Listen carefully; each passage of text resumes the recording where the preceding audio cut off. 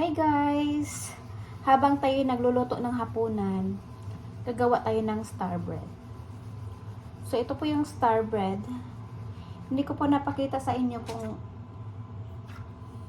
paano ko ginawa yung dough. So ituturo ko sa inyo sa isang video ko. Gagawa ko na isang video, tuturo ko sa inyo kung paano guys.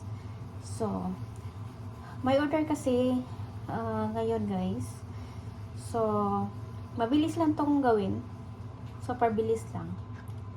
Hindi mo na kailangang i-stay mo siya ng ilang oras dahil pagkatapos mo nang magawa yung dough, pwede mo siyang i-roll agad. At pagkatapos, bukas gagawa pa ng bibingka kasi maraming order talaga. Walang panahon kasi work tayo, 'di ba? Weekend lang tayo makakahanap ng oras.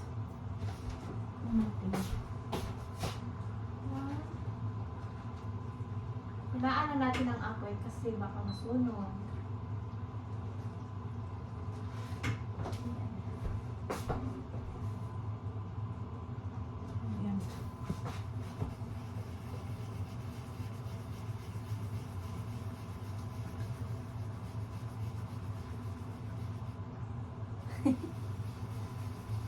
Ayan.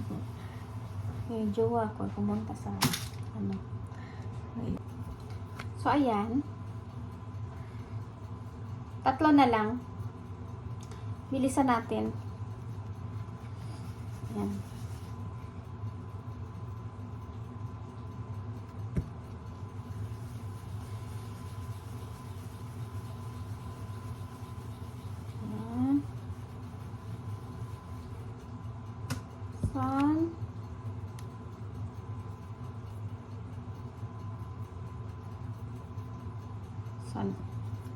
Ito po yung nagawa ko guys, 17 pieces. So, ang gagawin natin nito is, ganunin natin siya. Ganyan. Kailangan nyo niyang socks. So, ganyan. Parang star lang. Ganyan. Ganyan. Ganyan. Diba? Super easy lang siya. Tsaka malinamnam ito. Ganyan. At saka, i-rest mo siya ng 1 hour para tumubo siya ba? Para lumaki siya. Yan. At saka, lagyan nyo siya ng egg wash sa topping. At lagyan nyo ng konting sugar bago nyo salang sa oven. Ayan. Ayan. Super easy lang. Ganyan lang. I-rest lang natin siya ng 1 hour, no?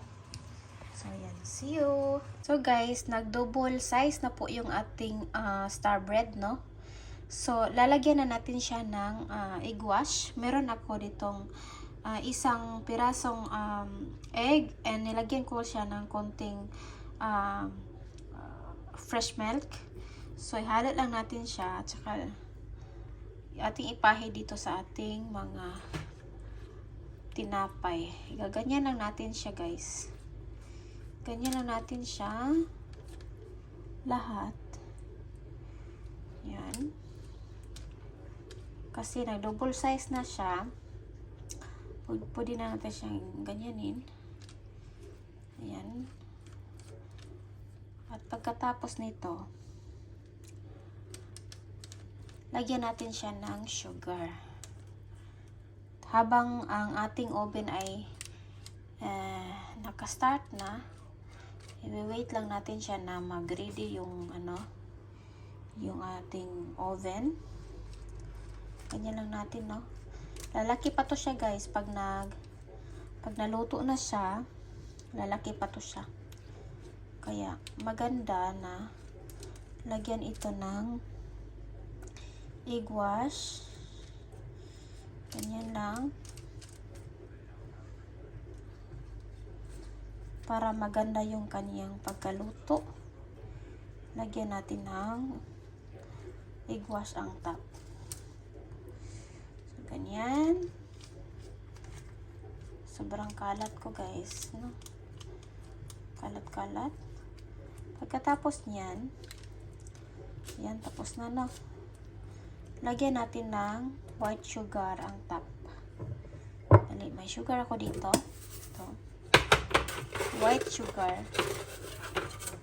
Ito, lagyan natin ng sugar dito. Ganyan lang.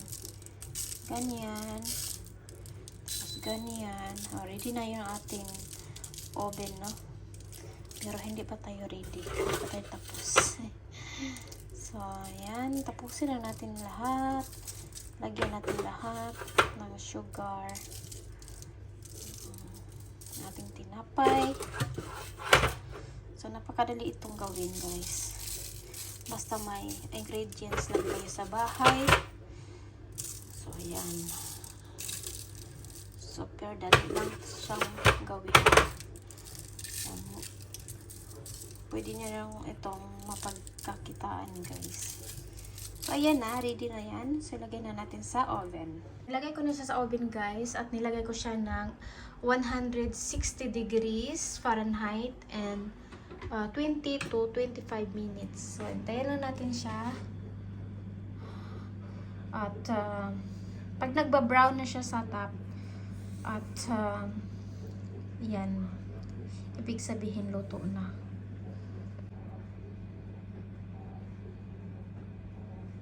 So guys, after 20 minutes, so ayan na, brown na po yung ating star bread. So ibig sabihin, guys, is luto na yan. Hahanguin na natin. Tara. Patayin mo pala natin yung ating apoy. So ayan. Kailangan natin na panghawak. Wait lang. So ayan, guys, yung ating finished product na star bread. So, napakaganda yung kanyang pagkaluto. Ang lalaki niya. Super laki niya, guys. So, mainit pa. Hindi ko siya pwedeng hawakan. Palamigin mo muna. So, ayan, guys. Ayan yung ating star bread. Ang sarap nito sa kape. Ayan. So, thank you so much, guys, for watching. Kung may tanong kayo, so comment lang down below. So, thank you so much. Bye!